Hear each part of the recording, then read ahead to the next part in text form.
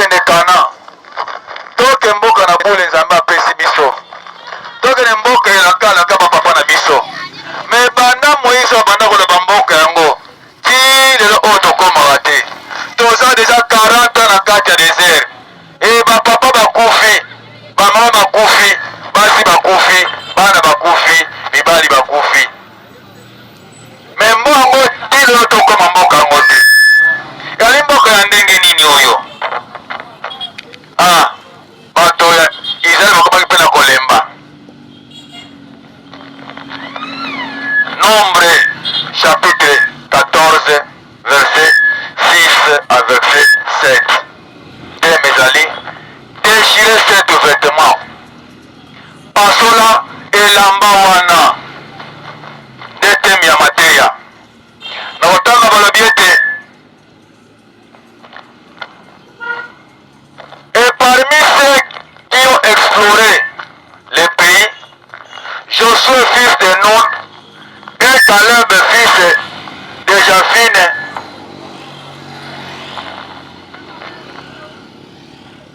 ont déchiré leurs vêtements lorsqu'ils ont vu le pays et ils ont commencé à parler aux gens que oui, les pays que nous avons explorés étaient bons pays et un excellent. Na kati ya bato nyonso bakende kotala mboka ya Kanana mboka lelaka Josué mwana ya Nun mpe Caleb mwana ya Japhine bazali kati ya molongo ya bato yango e na komona mboka yango Josué mpe Caleb bapasolaki bilamba na bango e bakoma kosakola kati na bato lobi ete mboka oyo towuti kotala yali mboka kitoko mpe mboka na esengo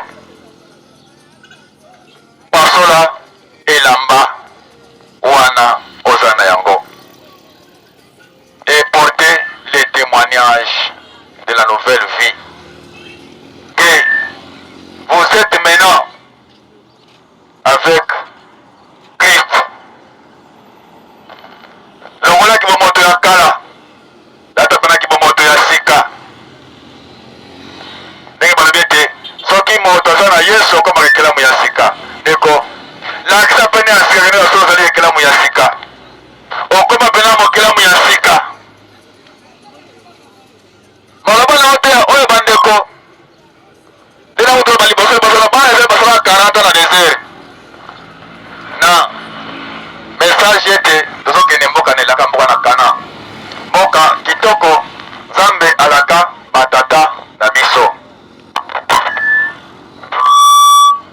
batambolaki ntango molai pendant 40 ans me bazokoma na mboka yango te nzambe bazalaki su mosika te bazalaki penepene eza matalike wi lokola mboka ekomi pene moni bato komi na bolembo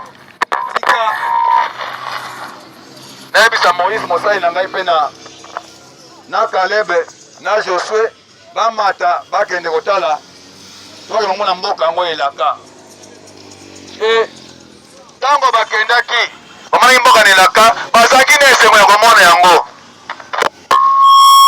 lolenge moko mpe biso na mokili ya masumu toza na esengo ya komona barevelation ya Nzambe komona Nzambe kopona biso kati na mokili ya masumu kola basali na ye ekomona mpe Nzambe kolata biso nguya Molimo Santu na ye esali biso mpe esengo mingi ni yango na nzela yango wana topasoli mpe elamba oyo tolati oyo tolataki kopasola elamba bango bapasolaki elamba oyo ezalaki ya nzoto bango balataki bilamba oyo tosala mboko na bana na bato me kasi elamba ya molimo koloba sika oyo nako badepasola elamba eyali elamba ya molimo ça veut dire bizaleli nde omonaki ete Aron na bato mosusu na kati ya desert basalaki Nzambe ya ngombe yaki bizaleli moko ya mabe bizaleli epola bizaleli ya bozangi boyiki piko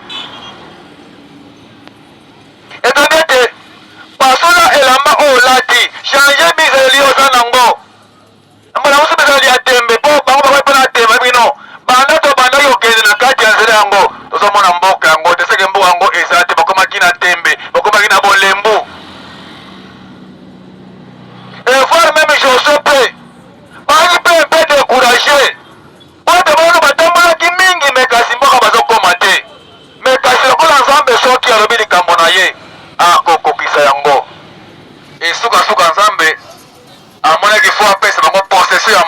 nde bakomaki penepene ya bino bongo no bokende botala mboka yango. Nde ntango bamaki kotala mboka entre Josué na Caleb basepelaki mingi na mboka bayaki bapasolaki bilamba oyo balataki vedi balongolaki mpe tembe lokola bato mosusu balaki mpe na tembe bango balongolaki tembe balongolaki kobanga balongolaki soni ya kosalela nzambe wana parceke babi te soki oki soni kosalela ye na mokili ya masumu ye mpe aoka soni kopesi kototela kombolo kati na mokili ya seko na mboka ya tata na ye. Elongoli peke Josué mpe na Caleb balongolaki soni balongolaki kobanga balongolaki mawa lobatolaki na eseko mpaka ya solo tomoni mboka yango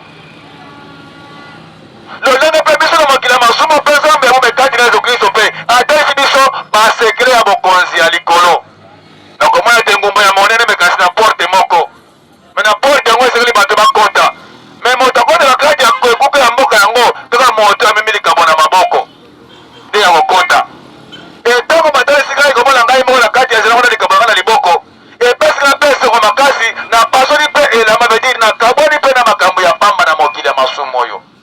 Et je me suis renoncé avec le péché. Je me suis renoncé avec le diable. Je me suis fait séparer avec la chair.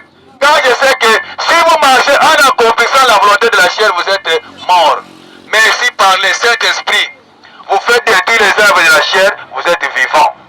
Et maintenant, dès que Dieu m'a fait révéler ces choses, je me suis maintenant séparé moi-même avec les péchés. Et je me suis dit moi-même avec le diable, niet. Et j'ai dit avec le découragement, niet. Maintenant, je me suis revêtu l'habit de la force qui est le Saint-Esprit, le courage, la foi, l'obéissance et la pratique des œuvres de ce que Dieu m'a dit. Afin qu'en ce jour-là, je ne manque pas un brebis à donner à l'Éternel comme offrande. Ce qui n'a qu'un de biso Jean. Comment déjà le bien on a Apocalypse 21, verset 1 jusqu'à verset 27. Il m'a apporté dans un montagne en esprit, il m'a montré la sainte ville qui est les nouvelles Jérusalem. Et il m'a montré dans cette ville-là, personne n'entrera avec souillure. Aucune impudicité ne peut entrer. Aucune abomination ne peut entrer dans la ville sainte. Et ça veut dire que non, lorsque moi aussi Jean, j'ai vu ces choses, j'étais rempli de joie. Et je me suis dit, il faut que je m'abstienne à l'impudicité. Parce que si je suis impudique, moi Jean, je n'entrerai pas dans cette ville sainte. C'est une révélation que nous sommes venus vous dire, car nous avons été révélés. Un serviteur de Dieu qui n'est pas révélé des choses secrètes de Dieu, ne pourra-t-il pas avoir de bons témoignages qui concernent la vie éternelle proprement de ce qui a été révélé par lui-même? Lokola na mbaya tembo sakarango. Lokola bande wala ngai bantoma pe bachaka tembe. Na wamona ke basi bawuti na cimetière. Ba ye bali sonde bandoko. Yesu asekwi. Kasi ba ye koli ba tie tembe. Ba bitondimike. Basi balobi boyokela biso bondimela biso. Yesu asekwi. E bachaki tembe. Na nzela tembe yango tomoni pe ndeko Simon Pierre akimi mbangu tina tombo akele kotala ya solo so Yesu Masiya azato Yesu Masiya azate akotaki Yesu Masiya pe azaki te na kati ya tombo. E Simon Petro pe apasolaki elamba na ye veut dire alongolaki pe tembe azaki kondima bite ya solo sake basi bakabarabara ezalaki ya solo mokonzi asekwi. E bameso na zela ya mawusi bango bazaka pe okende kaka ntango Simon akoti e bango mpe baye ete asolo mokonzi asekwi tokutani na ye. E bato ya tembe balongolaki tembe me kasi moto na tembe lokola Toma atikalaki na tembe lokola mpe yo moto na tembe batie yo sango malamu ya mokonzi Yesu Kristo balobi ete Yesu ali mokonzi mobikisi ya monde entier. Eza lisusu mobikisi mosusu te na mokili ya masumu lokola Yesu ote bato nyonso bakobikela bango na nkembo ya Nzambe apari Yesu. Yo bozali kotia tembe olobi bokosala biso bolongwa bokonza likolo eza te mokolo ya suka eza te batie tembe bokisa boti bapote na mokolo ya suka ozoka na kati na mboka na nkembo oyo esika to libuli ya moto olobi lifelo ezalaka te lokola ya moto na tembe lokola bato nyonso baza bato ya tembe.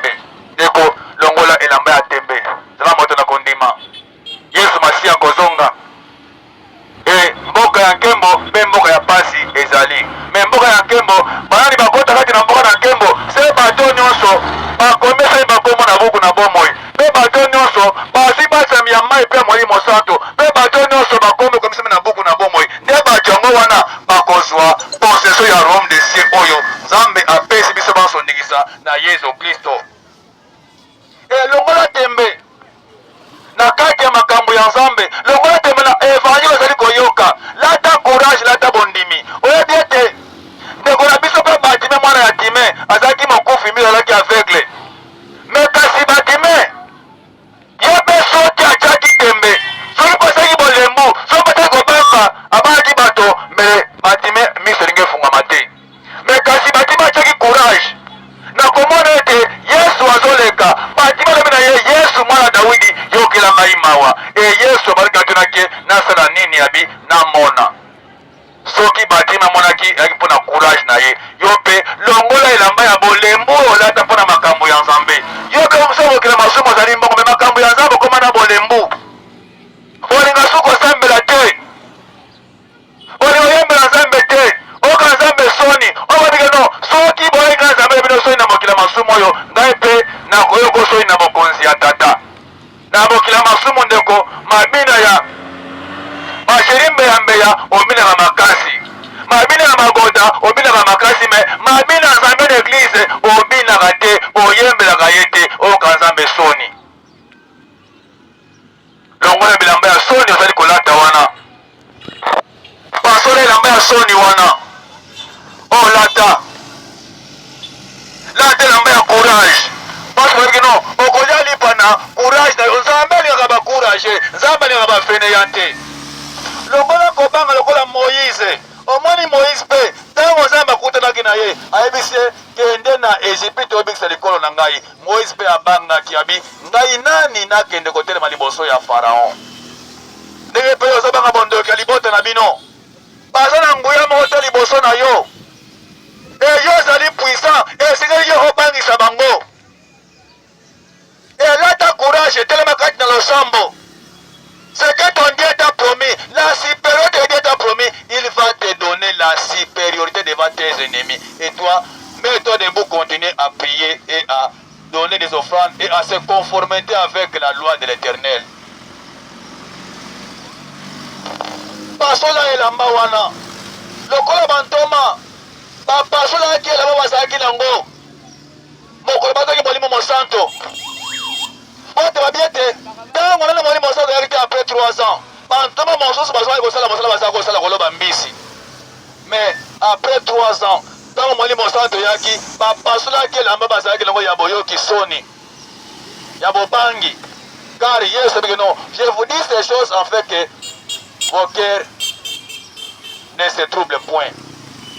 Vous serez trahis, vous serez arrêtés, on va vous accuser, on va vous amener même devant les juges, mais gardez votre foi. Persévérez jusqu'à la fin, je vous donnerai la vie.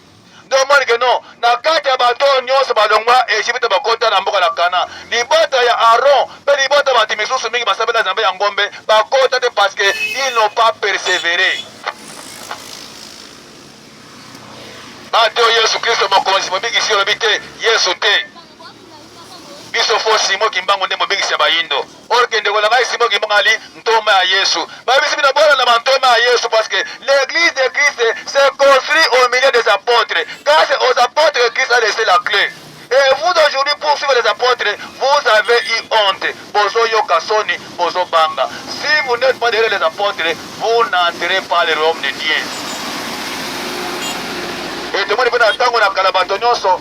Bamonaki bantoma, bachaki bondimi bayaki mpa bantoma, bazwa bateme amai pe Molimo Santo bakoma bana ya Nzambe. Et na mokanda a des apôtres chapitre 4. So tangi mwana na batomi bayaki na bambongo pe bapesi bandone église pona tina bantoma, bako bakosala mosala ya Nzambe.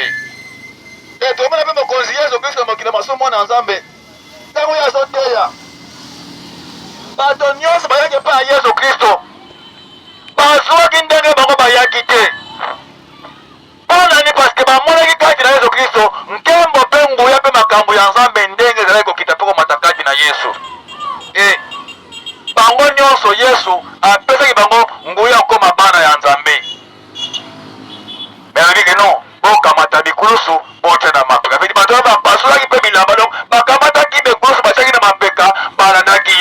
bakawala mpe mikumba na bango bapesa epai na Yesu. Yo mpe na ngai tokamata mikumba topesa epai na Yesu Kristo. Tolongola soni, tolongola kobanga, tolata courage. Pasola elamba ya soni wana olataka. Pasola elamba ya tembe oyo olataka. Pasola kabwana yo na masumo, kabwana na mabele, kabwana na mokili, kabwana na nzoto. N'agissez plus sur la chair, mais agissez sur le Saint-Esprit.